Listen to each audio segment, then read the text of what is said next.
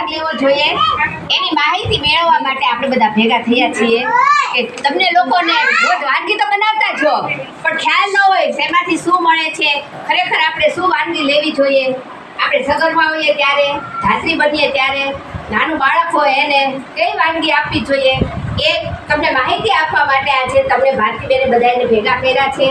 તેમાં કેન્દ્ર નંબર 78, 87, 92 અને 93 આ બધા કેન્દ્ર નંબરના કાર્યકર બહેનો અને હેલ્પર બહેનો ખૂબ જ આજે મહેનત કરે છે. તમને એમ થાય કે આ બહેનો તો અમને નવરા છે એટલે બોલાવ્યા કરે વારંવાર, અને અમારે ટાઈમ ન હોય, ઘરે કેટલું બધું કામ હોય અને અહીંયા આવીને ભેગા થઈને બેસવાનું જ ને અને આવું રોજ સાંભળવાનું એક સરખું. પણ ના, એવું નથી.